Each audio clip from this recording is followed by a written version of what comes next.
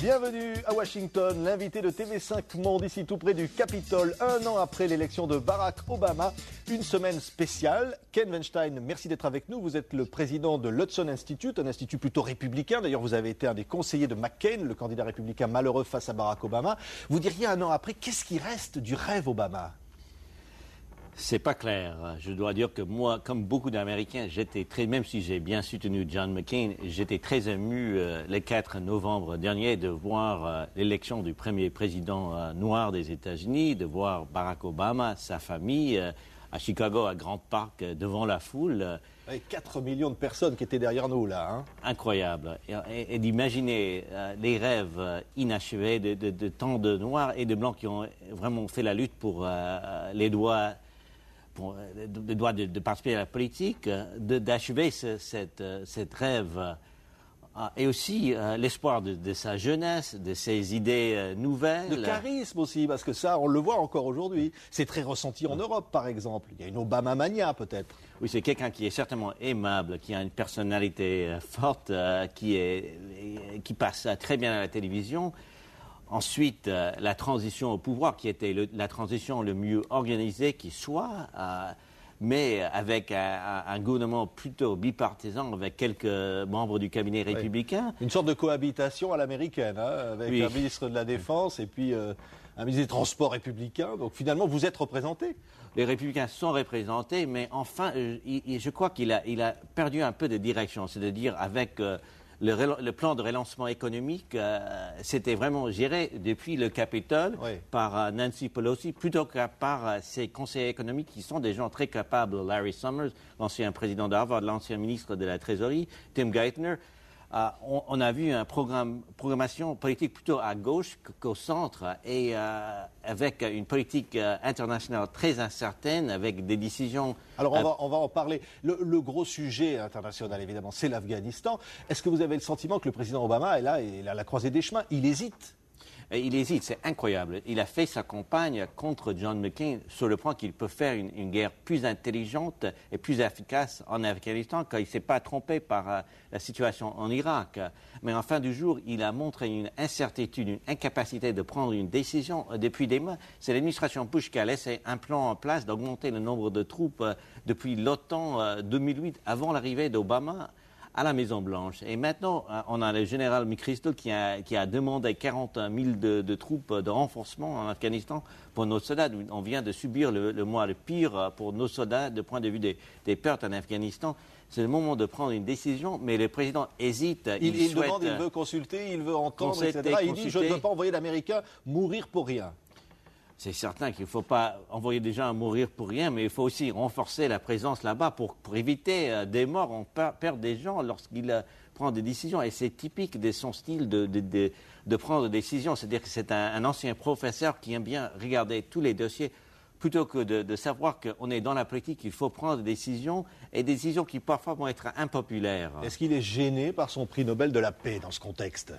Je crois qu'il est un peu embarrassé par le prix Nobel. Il a essayé de plaisanter là-dessus le jour qu'il a reçu. Il a plaisanté du fait que c'était l'anniversaire de son chien. Il voulait vraiment pas dire qu'il était vraiment à la hauteur du prix. Et il ne l'est pas. Tout le monde le sait. C'est plutôt embarrassant pour lui. D'ailleurs, ici à Washington et aussi à New York, les gens de la télévision commencent à poser des questions sur son bilan. Sur ce qu'il a fait. C'est Saturday Night Live, un peu le guignol télévisé d'Amérique, qui a plaisanté sur le fait que depuis un an, depuis son élection, il n'y a vraiment pas de bilan, rien achevé à l'égard de l'Afghanistan, à l'égard de la réforme de la santé, relance économique, on a 3,6... Est-ce qu'il n'y a pas trop d'impatience, quelque part ? Parce que finalement, les élections de mi-mandat, c'est l'année prochaine. Est-ce qu'il n'y a pas trop d'impatience ? Finalement, il dit, donnez-moi du temps. Oui, non, il y a beaucoup d'impatience, mais il a quand même les deux chambres qui sont dominées et largement dominées par son parti politique. Donc c'est lui qui doit gérer et qui doit dire, voici mon programme, j'ai besoin de votre soutien. À l'égard de programme de relancement économique, on a 3,6 millions de chômeurs de plus depuis son arrivée à la Maison-Blanche.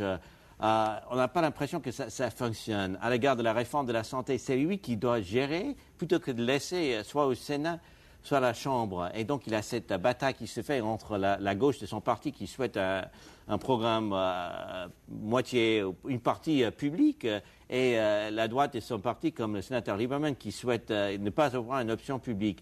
C'est lui qui doit gérer et dire voilà ce que je souhaite, j'ai besoin de vous, de vos votes et de pousser son programme. C'est quand même un président avec beaucoup de popularité. Encore maintenant où ça a tendance vraiment à diminuer. Ça commence à diminuer.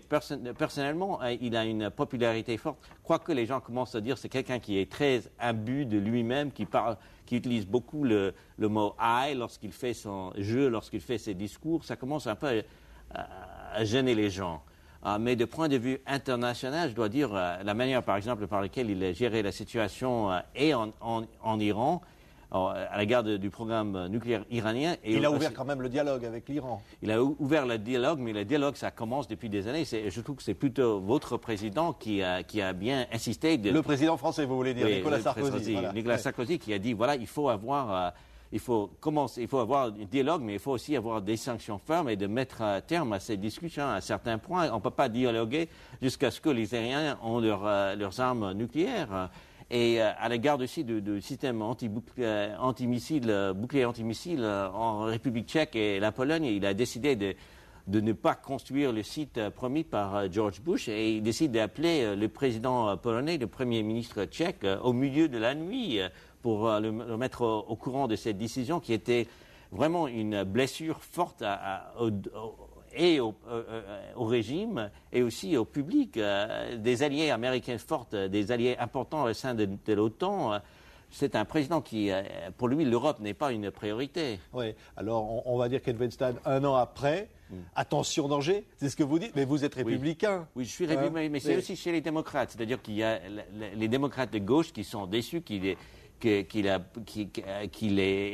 pas décidé de mettre la fin plus rapidement à l'intervention en Irak. Il y a la gauche qui est déçue par les réformes de la santé qui n'ont pas eu lieu.